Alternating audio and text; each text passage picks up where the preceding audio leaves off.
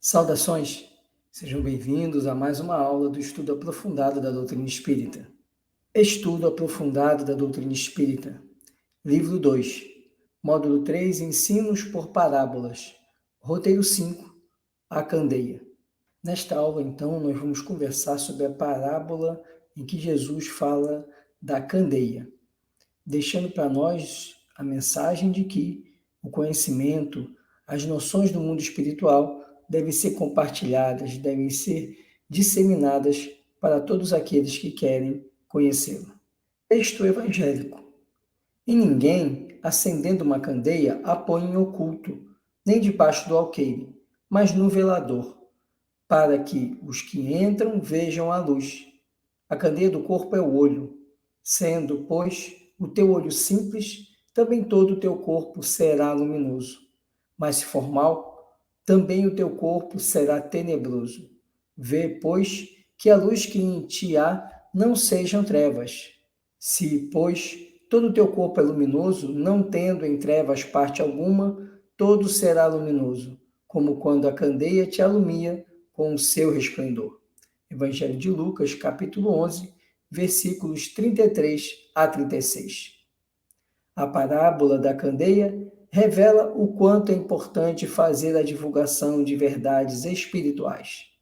Cristo veio das esferas espirituais mais elevadas para brilhar em nós com sua luz. Por isso que, em vários momentos, Cristo sugere aos discípulos: brilhe a vossa luz. Devemos entender, então, que esse brilhar a luz significa exatamente emanar de nós aquilo que nós temos de melhor, compartilhar com todos com quem convivemos os ensinamentos do Evangelho, que é o instrumento que vai fazer iluminar a nossa luz. Tópico 2. Interpretação do texto evangélico. E ninguém, acendendo uma candeia, a põe em oculto, nem debaixo do alqueire, mas no velador, para que os que entram vejam a luz. Evangelho de Lucas, capítulo 11, versículo 33. Está claro neste versículo que pessoas conscientes sabem que todo conhecimento destinado à melhoria moral e intelectual do ser humano não deva permanecer oculto, mas ser amplamente divulgado.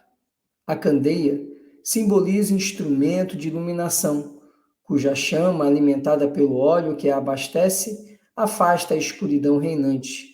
Do ponto de vista espiritual, a candeia assemelha-se à mente esclarecida e enobrecida de valores morais que afasta as trevas da ignorância existentes na humanidade. Os espíritos superiores não mantêm ocultos os conhecimentos que possuem, mas disponibilizam-os a qualquer pessoa. Neste versículo que inicia a parábola da candeia, Jesus então nos lembra que o conhecimento, a compreensão espiritual, ela deve ser compartilhada, ela deve ser colocada de maneira que os outros possam se espelhar nela, se orientar por ela. Esse é o sinal da luz. A luz é aquilo que afasta as trevas e que orienta aquele que está perdido, que dá direção para aquele que quer entender e enxergar o caminho. E assim a gente consegue compreender porque a espiritualidade vem trazendo para nós a compreensão do mundo espiritual, o que foi acelerado e foi ampliado exatamente com a obra de Kardec. A partir do momento que a espiritualidade superior foi trazendo para a humanidade a compreensão da nossa existência no plano material e de como funciona, como é a vida e como progredimos enquanto espíritos no mundo espiritual. Por outro lado, percebemos também que aqueles que guardam para si, que se fecham em grupos pequenos, onde o conhecimento, a compreensão de determinada situação espiritual fica ali reservada a poucos, caem no equívoco de não cooperar com a evolução do planeta Terra. Porque a partir do momento que fechamos a realidade espiritual e fazemos da compreensão dessa realidade um privilégio, estamos exacerbando em nós o egoísmo e o orgulho. Então, o que Jesus quer mostrar é que aquele que verdadeiramente avança na jornada espiritual, é aquele que dissemina, que coloca-se no velador, coloca-se à mostra para que todos possam compreender a dimensão espiritual que aquele indivíduo já alcançou. E assim ele possa ajudar os demais a também ascenderem aquela dimensão, aquela capacidade de compreensão do mundo espiritual, aquela dimensão da espiritualidade que já faz parte da existência daquela pessoa. Mas é um erro também acharmos que esse ocultismo, esconder a realidade espiritual, a compreensão de determinada questão espiritual, e que isso vai fazer com que a humanidade não consiga evoluir. Porque a lei do progresso é uma lei divina e, portanto, essa realidade ela vai se apresentar no determinado momento de maneira que mais pessoas tenham a compreensão, ainda que alguns indivíduos a encarcerem, a fechem, tentando fazer com que sejam privilegiados à frente da espiritualidade ou à frente de Deus. Essa verdade ela vai surgir, ela vai vir à tona por força da própria evolução da humanidade, por força da lei do progresso. Um outro aspecto que nós precisamos ponderar seria dizer, por que a espiritualidade superior, então, já não traz toda a verdade para nós? Precisamos entender que a verdade ela tem que ser fornecida conforme a capacidade de entendimento.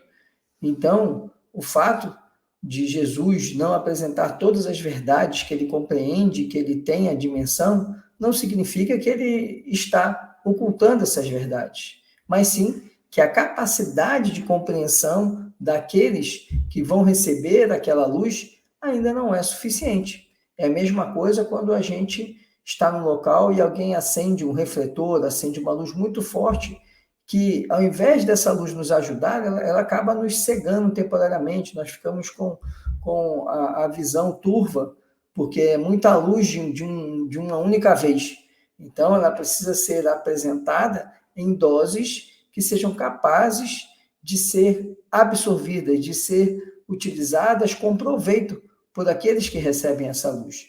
Então, precisamos fazer a distinção entre aqueles que egoisticamente escondem determinadas concepções e compreensões da relação com Deus, mas para serem ali tidos como privilegiados, e, por outro lado, a ação da espiritualidade superior, que vai entregando à humanidade a compreensão, informações de acordo com a capacidade de entendimento da humanidade.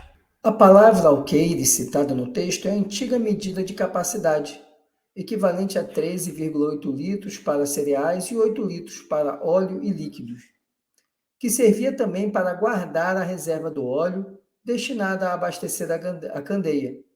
Segundo Jesus, a candeia acesa deve ser colocada no velador, utensílio formado de uma haste de madeira apoiada numa base, tendo na parte superior uma espécie de disco, onde se coloca o candeeiro, candeia ou uma vela. Colocando a candeia no velador, a luz se espalha de maneira uniforme, facilitando a visão das pessoas. Tais ensinamentos do Mestre dão-nos a entender claramente que as leis divinas devem ser expostas por aqueles que tiveram a felicidade de conhecê-las, pois sem esse conhecimento, paralisar-se-ia a marcha da evolução humana. Então entendemos que ao Jesus falar de alqueire, ele estava se referindo a um local onde se guardava determinadas coisas, né, e não a unidade de medida alqueire. Ele queria se referir de acender ali a vela e ao invés de colocar ela num local em que ela iluminasse um espaço, iluminasse um compartimento, iluminasse ali um cômodo, ela era colocada num local onde ela ficava oculta e onde a luz dela não se espalhava, não propagava. Ficava ali reservada um local fechado, um espaço fechado que nem era ocupado por pessoas, que ninguém nunca veria que aquela vela estaria acesa. É esse o sentido de Jesus, de colocação do conhecimento em um local em que ninguém mais pode ter acesso, em que ninguém pode se beneficiar desse ensinamento, ninguém vai conseguir ascender espiritualmente, porque aquela informação fica restrita a uma pessoa ou a um pequeno grupo de pessoas que faz ainda dessa informação motivo para obter privilégios ou para se destacar em relação aos demais, sem que coopere para que os demais evoluam e cresçam espiritualmente. É o contrário quando a luz é colocada no velador.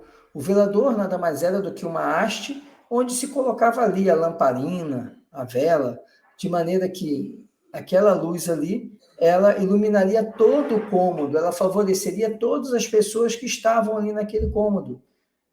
Por isso que Jesus faz esse paralelo entre colocar a vela no alqueire e colocar a vela no velador, significando exatamente que a disseminação do conhecimento, da compreensão das questões espirituais devem ser compartilhadas com todos, devem ser colocadas à mostra para todos.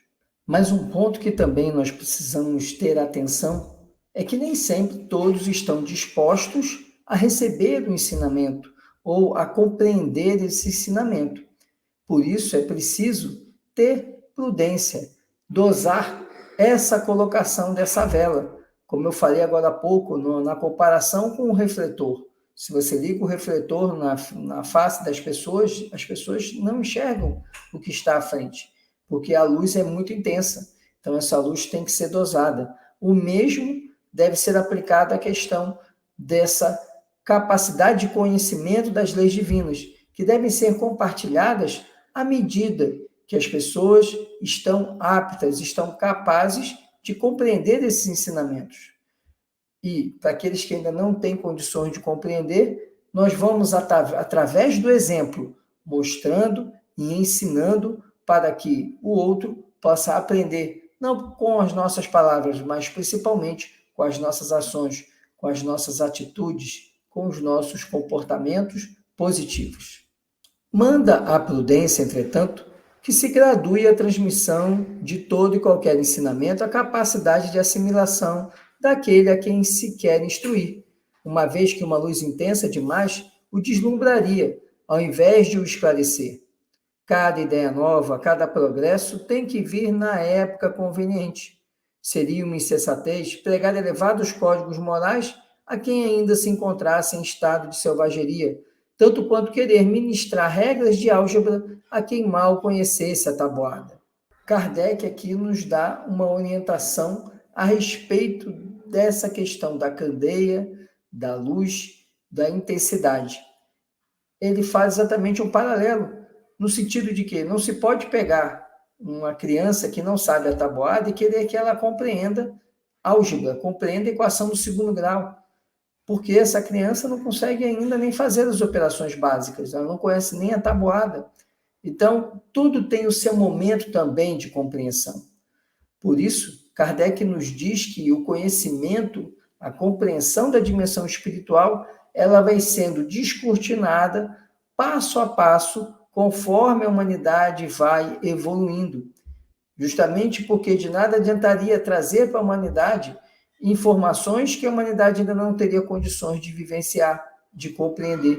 E o mesmo vale para nós, não só enquanto difusores dessa luz, mas também recebedores da luz divina, porque precisamos entender que a transmissão daquilo que nós já compreendemos, ela tem que se dar na exata medida da compreensão daqueles para quem nós nos tratamos, nos reportamos. E muito mais do que palavras, a compreensão da dimensão da nossa espiritualidade se dá pelas nossas ações, pelas nossas atitudes. E aí sim, todos serão capazes de ver a luz que nós colocamos no velador. E é exatamente por isso que nós precisamos entender que muito do que Jesus nos apresentou, ele fez por meio de parábolas, e ele também não desvendou tudo que poderia ou tudo que é necessário desvendar sobre as esferas superiores, porque estava longe da capacidade daqueles que estavam à volta dele compreender, como ainda hoje, em relação ao que os espíritos superiores nos transmitem. Portanto, a mensagem de Jesus também tem relação com a necessidade de nós adequarmos o conhecimento que já obtivemos, que ainda é pouco, mas em relação à capacidade dos nossos interlocutores, sendo necessário nós sim nos doarmos, nós compartilharmos aquilo que nós já conseguimos aprender, compreender e praticar a respeito da nossa relação com Deus, mas principalmente precisamos fazer isso sem ferir, sem atormentar, sem causar insegurança naqueles que estão à nossa volta. E podemos ainda fazer um paralelo com a doutrina espírita. Vindo a doutrina espírita na segunda metade do século XIX, nós vemos o quanto que já nos foi revelado, nos foi apresentado sobre a vida no mundo espiritual. Porque naquele momento nós estávamos, quando eu digo nós, a humanidade, estávamos no ponto em que seria razoável, seria possível transmitir aqueles conhecimentos que foram entregues a Kardec, e Kardec multiplicou para nós. Mas, além disso, vemos no passar do século, no passar das décadas, nós vemos o quanto que o mundo espiritual ainda nos revela, ainda nos ensina, ainda nos surpreende a respeito dessa nossa relação com Deus. E assim será sempre, até que nossa humanidade, até que nosso mundo chegue à condição de mundo superior, o que ainda é uma jornada longínqua. A candeia do corpo é o olho. Sendo, pois, o teu olho simples, também todo o teu corpo será luminoso, mas se for mal, também o teu corpo será tenebroso. Vê, pois, que a luz que em ti há não sejam trevas. Se, pois, todo o teu corpo é luminoso, não tendo em trevas parte alguma, todo será luminoso, como quando a candeia te alumia com o seu resplendor. Lucas, capítulo 11, versículos 34 a 36. Podemos perceber, então, dessa passagem do Evangelho, que o ensinamento, a caridade, ela precisa ser compartilhada. E isso deve acontecer através desse nosso esforço. Porque para que haja luz, para que a vela, para que a candeia ela tivesse luz, ela necessitava do óleo. Então havia algo, havia uma energia, uma fonte de energia para que essa luz se fizesse presente. Da mesma forma conosco, é necessário nossa energia, nosso empenho para vencer as nossas imperfeições, para que a nossa luz realmente brilhe e se expanda. O espírito, que já amealhou recursos no bem, retira dos acontecimentos cotidianos preciosas lições inacessíveis ao cidadão comum. Isso acontece porque ele tem desenvolvido a visão interior, resultante das inúmeras experiências acumuladas ao longo das reencarnações. O seu centro coronário refulge a distância, consoantes os valores intelectuais e morais incorporados ao seu espírito. É interessante que na fala de Jesus, Jesus fala na questão do olho, né? E que ele diz que quando o olho é iluminado, tudo é iluminado. E podemos perceber então que Jesus se refere não ao olho da nossa visão, o olho do corpo físico, mas o olho espiritual. Esse olho espiritual, esse olhar espiritual está ligado aos nossos chakras, aos nossos centros de força. Muitos chamam, né, de terceiro olho esse local aqui, que seria, inclusive no hinduísmo, né, é representado, né, às vezes desenha-se um olho aqui, porque aqui justamente nós temos o chakra frontal, que tem relação direta com o chamado chakra coronário. O chakra coronário, o coronário, vem de coroa, né? Então, o chakra coronário é o que nos relaciona, juntamente com o chakra frontal, mas o coronário muito mais, nos relaciona com as esferas espirituais. São as esferas espirituais que estão aqui presentes, que nos dão a dimensão da nossa relação com Deus, da nossa relação com o mundo espiritual. Então, quando Jesus diz que é preciso que o nosso olho esteja na luz, ele se refere não ao olho físico, e sim ao olho espiritual, aí revelado pelo chakra frontal e pelo chakra coronário, muito mais pelo chakra coronário, que é o chakra que nos liga diretamente com a divindade, diretamente com Deus e com a espiritualidade superior. André Luiz, ele fala que o chakra coronário, ele nos relaciona o espírito com o que ele chama de forças psicossomáticas, que seria o quê? As nossas energias corporais. Então, o chakra coronário, ele acaba influenciando todo o nosso corpo físico. Então, o nosso espírito influenciando o corpo físico.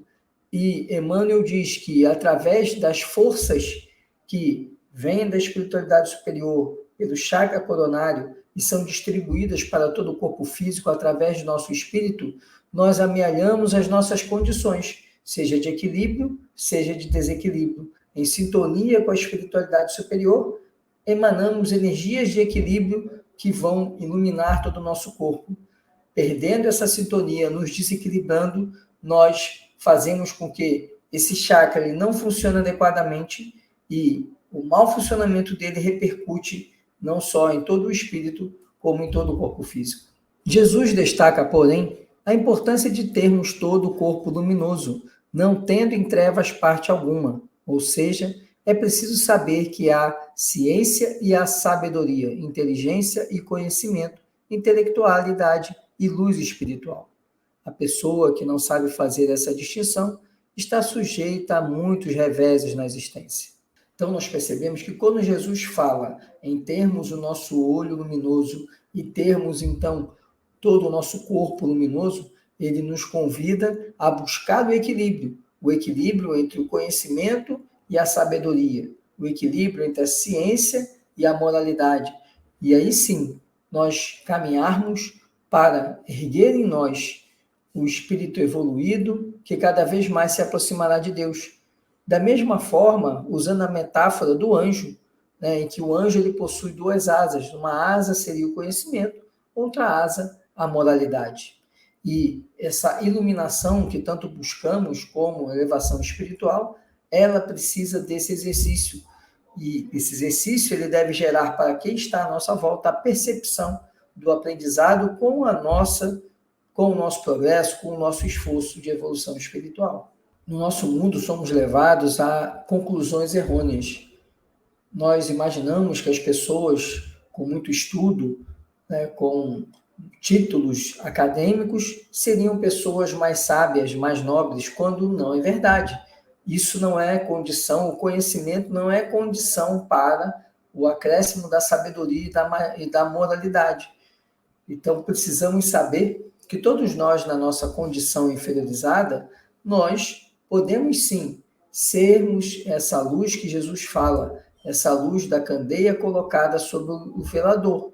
E não podemos simplesmente acreditar que aqueles que se vangloriam de títulos acadêmicos seriam os mais adequados para realmente colocar a luz da candeia sobre o velador. Perante o desejo de auxiliar o próximo, devemos aprender a irradiar o bem de forma contínua, independentemente da pessoa ou situação, libertando-nos das manifestações nebulosas do personalismo. Então, muito mais do que transmitir propriamente conhecimento, precisamos entender que a colocação da vela no velador, ou seja, nossa predisposição em compartilhar nossa ainda pequenina luz com quem está à nossa volta, transcende a própria compreensão de conhecimentos acadêmicos, conhecimentos formais. E sim, isto está muito mais relacionado a nós emanarmos a nossa capacidade de bondade, de caridade, de perdão e de compreensão. Resumindo, precisamos compreender que tratar da obrigação de dividirmos nossa luz com aqueles que estão à nossa volta é justamente fazer isso através do exercício da prática do bem, o incessante trabalho de buscar o bem, apesar de nossos erros, de nossas imperfeições. Na medida em que há perseverança na luta educativa, as sugestões negativas do mal não atingem a criatura humana. Caminhando em direção ao bem, o espírito se liberta pouco a pouco das paixões inferiores, revelando um corpo luminoso de virtudes. Perseverante.